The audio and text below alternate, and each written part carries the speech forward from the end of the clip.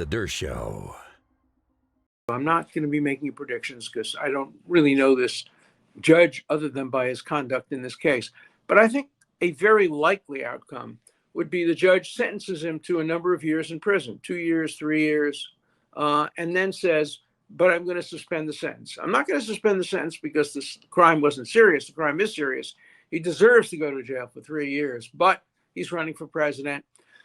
And there are millions and millions of people who want to vote for him. So I'm not going to interfere with the election, but I'm sending a message. 3 years in prison, suspended on condition that A, B, C, D. And then he imposes conditions that are somewhat onerous. So suspended sentence is one strong possibility.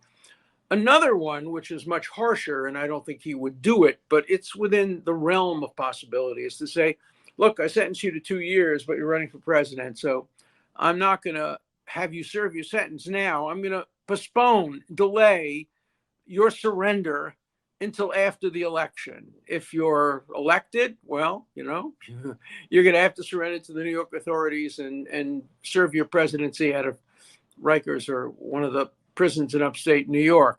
If you're not elected, hey, do go to prison, do not pass go, do not collect $200.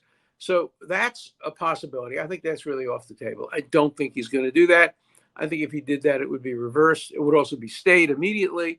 But nonetheless, if he said you have to serve your sentence after you're convicted, it would be the first time ever that somebody has ever been sentenced to prison for anything like this. There's an article in the New York Times today by one of my former research assistants, Norm Eisen, who says, well, he's found 50 cases where people go to jail for this. No, I've looked at some of the cases. They're extraordinarily serious cases where they're not just bookkeeping errors or submitting something as a legal expense when it was a legal expense, which it was in this case. So no, there's no precedent for jail. So option one, suspended sentence. Option two, delayed sentence. Option three, probation. I put you on probation for 5 years. So if he gets elected, he'd be the first president ever to be on probation. He'd have to report periodically to his probation officer. That's certainly a possibility. He could do that. Another possibility is he could impose a house arrest. He could say, look, I'm not going to stop you from campaigning. You can campaign from your home. You can do it from television. You can set up a studio in your home, but you're under house arrest. You're stuck in the Trump Towers now for a year or 2 years or whatever. I don't think he's going to do that, but house arrest is a possibility. Unlikely that will happen, but certainly possible.